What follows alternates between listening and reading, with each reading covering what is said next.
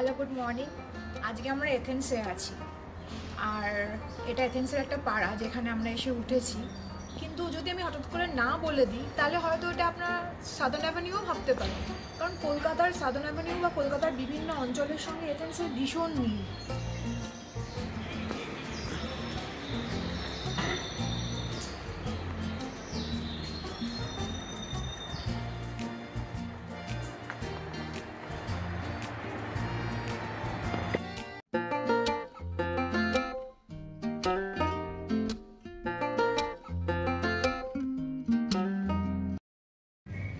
আমরা এখন এথেন্সের রাস্তাতেই আছি। এই জায়গাটার নাম হচ্ছে কোকাকি, এবং শহরটা কলকাতার মতো দেখতে হলেও পুরো শহরটা পাহাড় দিয়ে ঘেরা। আর আজকে আমরা যাচ্ছি অ্যাক্রোপলিস, যেটা কিনা সেই পুরনো এথেন্স যেটা আমরা বইতে পড়েছিলাম, এবং আমরা দেখবো সেই বিশ্ববিখ্যাত পার্থেনন।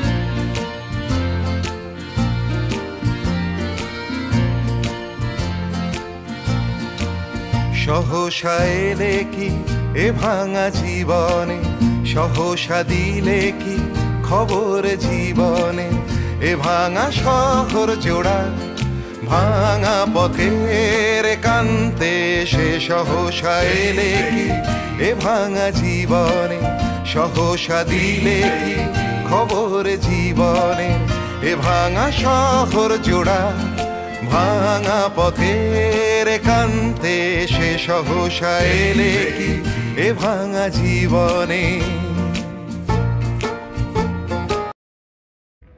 ফাইনালি আমরা অ্যাক্রোপলিসে ঢুকে গেছি। খুব এক্সাইটেড, কারণ আজকে ইতিহাসের বইতে যা দেখেছি সেগুলো চোখের সামনে দেখতে পাবো। এথেন্স শহরের মাঝখানে অ্যাক্রোপলিস পাহাড়ের উপর অবস্থিত পার্থেনন আসলে একটা প্রাচীন মন্দির, আর অ্যাক্রোপলিস আসলে সেই সময়কার একটি টাউন সেন্টার। এটি প্রাচীন ছবি, এটি বর্তমান ছবি। এথেনার নামে শহরের নাম এথেন্স। এথেনা ছিলেন বিদ্যা, বুদ্ধি এবং আধ্যাত্মিকতার দেবী, তবে প্রয়োজনে যুদ্ধ করতেন সমান দক্ষতায়।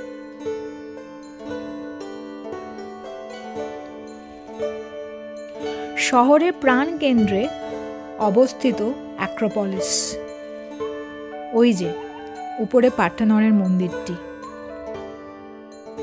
প্রায় 3000 বছর আগে পৃথিবীতে প্রায় 18টি সভ্যতা গড়ে উঠেছিল। তার মধ্যে গ্রিক সভ্যতার স্থান প্রথম। গ্রিসের রাজধানী এথেন্সের জনসংখ্যা ছিল 3 লাখ। অবস্থানগত ও অন্যান্য সুবিধা থাকার কারণে এথেন্স হয়ে ওঠে গ্রিসের অন্যতম শহর। খ্রিস্টপূর্ব 6ষ্ঠ শতাব্দীতে গণতন্ত্রের জন্ম এথেন্স নগরীতে। খ্রিস্টপূর্ব 431 থেকে 455 পর্যন্ত দাপটির সঙ্গে রাজ্য পরিচালনা করেন পেরিক্লিস। তার শাসন আমলকে স্বর্ণযুগ বলা হয়। এ সময় এথেন্সের সৌন্দর্য সব থেকে বেশি বিকশিত হয়। এ সময় নির্মিত হয় ইতিহাসে প্রসিদ্ধ পার্থেনন মন্দির। সেই যুগে পরপর জগৎবিখ্যাত দার্শনিক চিন্তাবিদ জন্মগ্রহণ করেন গ্রিসে। সাহিত্যে আবির্ভাব হয় সোফোক্লিস, ইউরিপিডিসের মতো যুগশ্রেষ্ঠদের। ভাস্কর্যে ফিডিয়াস, ইতিহাসে হেরোডেটাস, দর্শনে পারমেনিডেস, জনু এবং জগৎ বিখ্যাত সক্রেটিস আবির্ভূত হন সেই যুগে। সক্রেটিসের যোগ্য শিষ্য প্লেটো তারই দর্শনের ভিত্তির উপর গড়ে তোলেন আদর্শ রিপাবলিকের থিসিস। পেরিক্লিসের লেখা বই রিপাবলিক এখনও পৃথিবী জুড়ে পাঠিত হয়। অ্যাক্রোপলিস গ্রিক ভাষায় এর অর্থ শীর্ষে শহর। এখানকার অধিবাসীরা শত্রুর আক্রমণ থেকে নিজেদের ভালোভাবে রক্ষা করার জন্য শহরের সবথেকে উঁচু অংশে বসতি স্থাপন করেছিল। সময়ের সঙ্গে সঙ্গে শহরগুলি নিম্নাঞ্চলে বিস্তৃত হয়। অ্যাক্রোপলিস ছিল তাদের গুরুত্বপূর্ণ মিটিংয়ের জায়গা। তাই জন্য আমরা যখন অ্যাক্রোপলিস ঘুরে ঘুরে দেখছিলাম, এখানে বেশ কয়েকটা দেবতার মন্দির, ছোট ছোট কয়েকটা স্টেডিয়াম আর অনেকগুলি ছোট ছোট শিবির দেখতে পেয়েছিলাম, যেখানে দুর্গতদের আশ্রয় দেওয়া হতো। আসুন দেখে নিই আমরা অ্যাক্রোপলিস।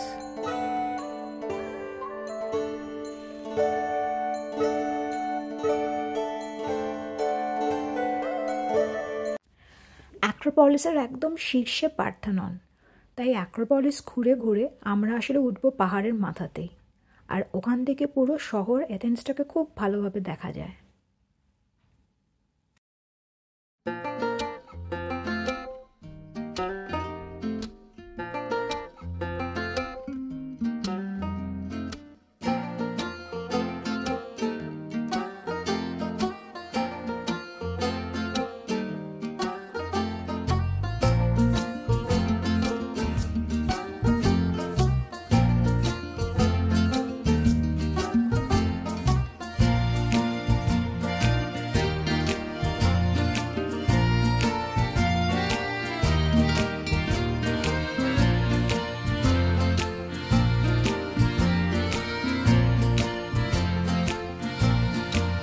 সহসা এলে কি এ ভাঙা জীবনে, সহসা দিলে কি খবর জীবনে, এ ভাঙা শহর জোড়া ভাঙা পথের কান্তে, সে সহসা এলে কি এ ভাঙা জীবনে, সহসা দিলে কি খবর জীবনে, এ ভাঙা শহর জোড়া ভাঙা পথের কান্তে, সে সহসা এলে কি এ ভাঙা জীবনে।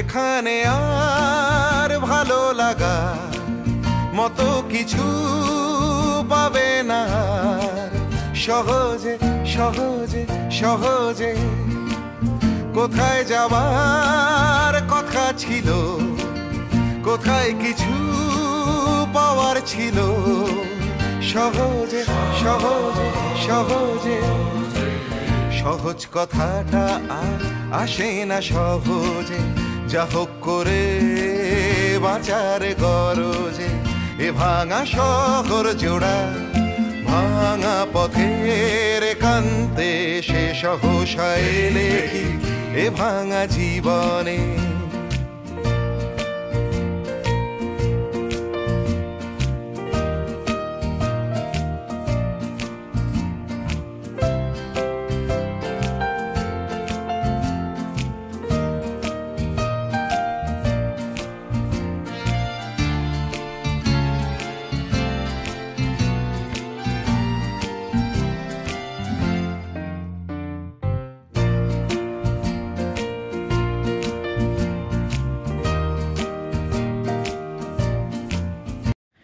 এইবার আমরা একদম পার্থেননের কাছে এসে গেছি।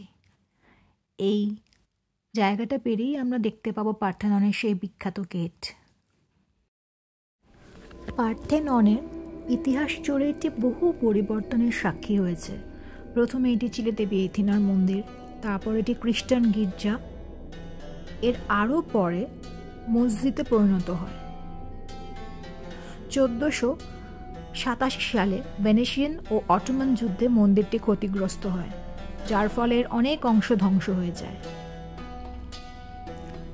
আসলে এথেনার মূর্তিটি ছিল এরকম, মন্দিরের ভিতরে অবস্থিত। পার্থেনন মন্দিরের স্থাপত্য পরিকল্পনা করেছিলেন আইটিনোস ও ও কাল্লিক্রেটিস এবং এর অলঙ্করণের কাজ পরিচালনা করেছিলেন বিখ্যাত ভাস্কর ফিডিয়াস।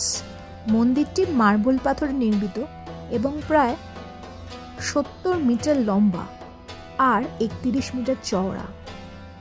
মোট 46টি বিশাল স্তম্ভ মন্দিরটিকে একটি মহিমান্বিত ও শক্তিশালী কাঠামো প্রদান করেছে।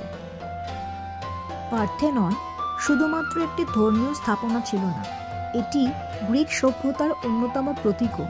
এর ভাস্কর্যগুলো বিশেষভাবে বিখ্যাত এবং তারা প্রাচীন গ্রিসের পুরাণের গল্পগুলি প্রকাশ করে। বিগত কয়েক দশক ধরে গ্রিক সরকার ও বিভিন্ন আন্তর্জাতিক সংস্থা পার্থেননের সংরক্ষণ ও পুনরুদ্ধারের জন্য কাজ করে যাচ্ছে। মন্দিরটির অমূল্য ভাস্কর্য ও স্থাপত্যকে ভবিষ্যৎ প্রজন্মের জন্য সংরক্ষণ করা অত্যন্ত জরুরি। তাই এর প্রতিটি অংশের সঠিক সংরক্ষণ ও পুনর্নির্মাণে বিশেষজ্ঞদের তত্ত্বাবধানে এখনও কাজ চলছে। ছোটবেলা থেকেই পার্থেনন যাওয়া ছিল আমার স্বপ্ন। অবশেষে সেই স্বপ্ন পূর্ণ হলো। চোখের সামনে পার্থেনন এত সুন্দর যে আমি ভাষায় প্রকাশ করতে পারবো না। আসুন আমরা ঘুরে দেখি পার্থেনন।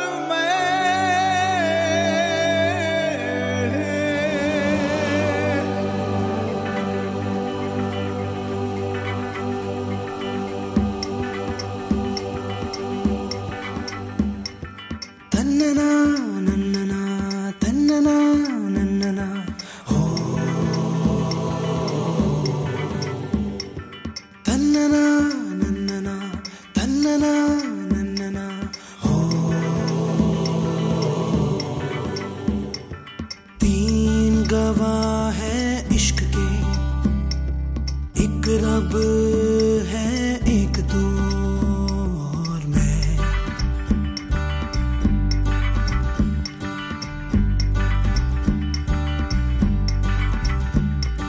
सुन जरा किस लिए गूंजती है ज़मीं, हो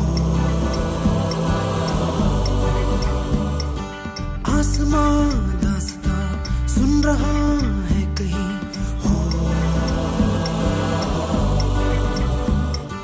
तीन गवाह है इश्क के, एक रब है एक तू और मैं।